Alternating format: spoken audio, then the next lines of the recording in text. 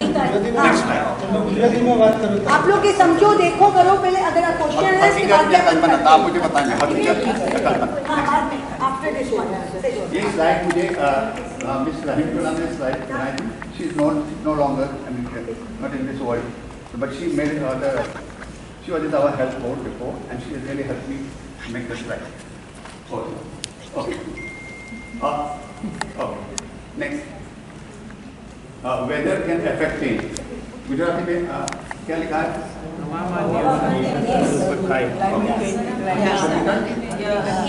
हकीकत. Weather can affect pain. Okay. Why? क्यों? Especially in winters. Okay. So next slide.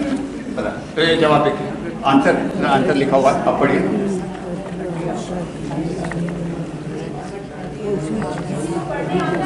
अगर गुजराती आप बोलने वाले हैं, पाछे बैठा છે અંકલ उनको भी आता है. હકીકત શું છે અગર ઠંડી અથવા વરસાદ આવે અને તમારું દર્દ બહુ જ વધી જાય તો એ તમારી કલ્પના કે ધારણા નથી, એ હકીકત છે. હવાના દબાણમાં અગર જો ફરક પડે પણ આર્થરાઇટિસના દર્દીને દર્દમાં વધારો મહેસૂસ થાય છે તેમજ તેના સાંધામાં દર્દમાં વધારો થાય છે. ठीक है. तो हवा इन शॉर्ट हवा की जब बैरोमेट्रिक प्रेशर होता है तो जॉइंट पे दबाव आता है, इसलिए हमारा दर्द बढ़ता है. Next time. Women can handle pain better than women. ભાઈઓ કરતા બહેનો દર્દ બર્દાશ્તમાં આગળ છે. ભાઈઓ કરતા બહેનો हकीकत की कल्पना. हकीकत. બહેનોની દર્દની સહન શક્તિ વધારે હોય છે. સાચી વાત છે. क्यों?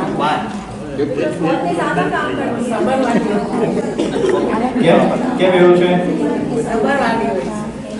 બીકોઝ બહેનોને શું કહેવાય વધારે they are very hard working અને એમની પેઇનની કેપેસિટી બહુ હાઈ હોય છે. દે કેન ટોલરેટ મોર.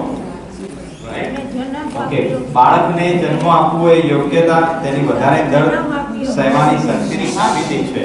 तो वुमेन में वेरी गुड. सहन शक्ति आप लोग या वो બાળકને જન્મ આપવું એ યોગ્યતાથી શું કહેવાય એમાંની એ લોકોની દર્દ સહન કરવાની શક્તિ વધી જાય છે. यानी वो वुमेन को सहन शक्ति ज़्यादा है. They can handle pain better than man. Am I right? Women can handle pain better than man. Yes. Yes. Very good. અને વુમન્સ એનો ઉપાય જલ્દીથી શોધી લે છે. માણસ કરતા દર્દમાંથી છુટકારો મેળવવાનો ઉપાય તરત જ શોધી કાઢે છે. Okay. और जल्दी से जल्दी उपाय लेते हैं लेडीज लोग. They always go to a doctor and they take opinion rather than men. Next. કમરના દર્દમાં આરામ કરવો હંમેશા સારો. हकीकत. तो फिर काम पे कौन जाएगा? નહીં, આ શું છે કે ઇઝ ધીસ ટ્રુ? આ હકીકત છે, આ સાચું છે કે નથી? તો વોટ તમારો બધાનો શું ઓપિનિયન છે? કમરના દર્દમાં રેસ્ટ કરવો સારું કે ખરાબ? क्वेश्चन है सवाल છે. સવાલ છે તમારો બધાનો. ખરાબ. Next. अच्छा वाय खराब वाय સો આપણે નેક્સ્ટ સ્લાઇડમાં એ જોઈએ છે कल्पना. कल्पना. आप आंसर देखिए. જો કે થોડો આરામ કરવા માટે કહેવામાં આવે છતાં એ જરૂરી છે કે આપણે સક્રિય હાલતા ચાલતા રહીએ. वॉकिंग हेल्थ में जा. જાણકાર એવું કહે છે કે હંમેશા પલંગ પર આરામ કરવો એ કમરના દર્દ માટે કરવામાં આવતો સૌથી ખરાબ ઉપચાર છે. તો આરામ બહુ કરવો જોઈએ નહીં. ओके. જ્યારે દર્દ બહુ જ વધારે હોય ત્યારે જરૂરી કે ઓછી કસરત કરી શકાય, પણ આગળ જતા જરૂરી કસરત અને રોજના કામકાજ માટેની ડોક્ટરની સલાહ અક્ષરશઃ શબ્દ માનવી જોઈએ. મીનિંગ કે તમારે એવું નથી કે આરામ બેડ પર જ બેસી રહેવાનું કે ઊંઘી જ રહેવાનું. એનાથી ઉપરથી તમારા મસલ્સની વીકનેસ ને બધું વધી જાય અને કમરનો દર્દ તો ઓછું તો નહીં થાય, બીજા પ્રોબ્લેમ્સ બી થાય. तो एक्सपर्ट लोगों को कहना है कि थोड़ा टाइम के लिए आराम की स्थिति, मगर complete bed rest is no good. नुकसान. बहुत ज़्यादा से ज़्यादा दर्द हो तो लिमिटेड एक्सरसाइज करना है. और ठीक है. नेक्स्ट. ઓકે. બીજું મીન છે losing weight may help chronic pain. જૂના દર્દમાં વજન ઘટાડવાથી ફાયદો થાય છે. Is it હકીકત કે true કલ્પના? or- હકીકત. સાચું છે કે ખોટું છે? ગુડ Okay, હવે આપણે જોઈશું કેમ એવું છે. ઓકે આન્સર તમારા શરીરમાં વજન ઓછું એટલે દબાણ ઓછું અને દર્દ ઓછું, અને તમારા કમરમાં સાંધાના દર્દમાં ઓછું ઘટાડો થાય. અને ખર્ચો બી ઓછો થાય પછી. ખર્ચો બી ઓછો થાય.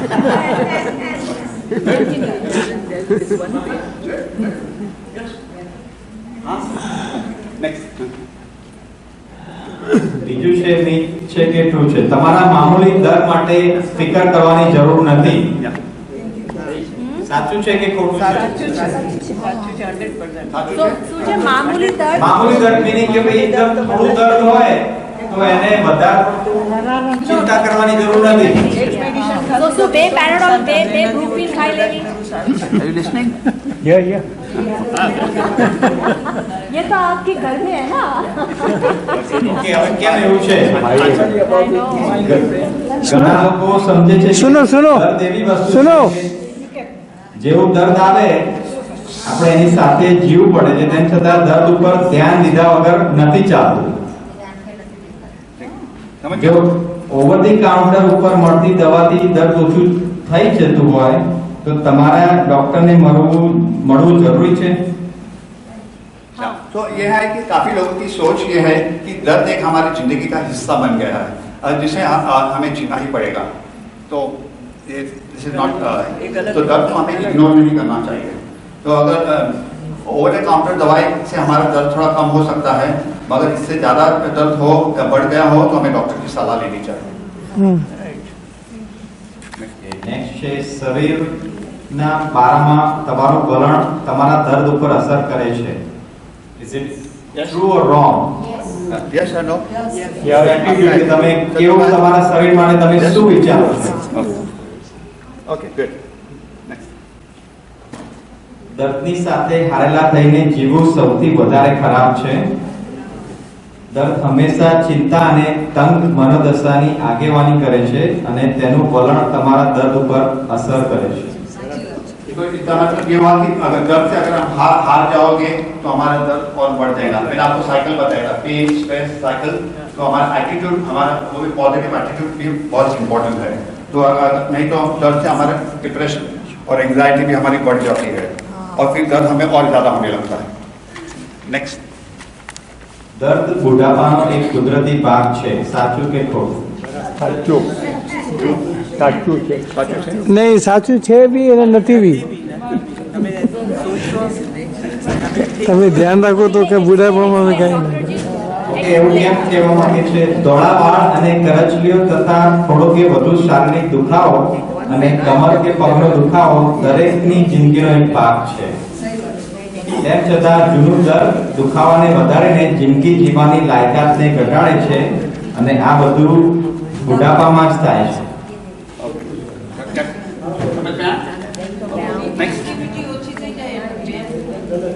अच्छा खामोशी खामोशी, क्योंकि वो ऑलरेडी गुजराती में बोल रहा है, मुझे तो समझ में भी बहुत मुश्किल से आ रहा है. खामोश रखेंगे तो समझ में आ जाएगा. ઓકે, નેક્સ્ટ છે તમને દર્દની દવા ખાવાની ટેવ આદત પડી શકે છે. आप क्या बोलेंगे? Yes. So I think we should ask, रोज रात को दवा खा के कौन सो रहा है? एडिक्शन होता है दवा खाने से.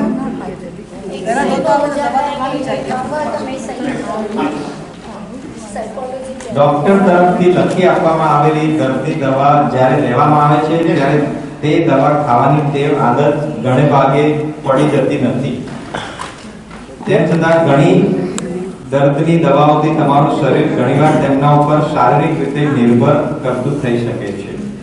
सो मतलब डॉक्टर की सलाह से जब दवाई लेंगे तो शायद ये आदत नहीं है. फिर भी अगर हमारा शरीर दर्द को दवा पर आधारित हो जाता है, मतलब फिजिकली डिपेंडेंट भी होता है, but it's okay as long as you are taking the advice of a doctor it's fine. Last.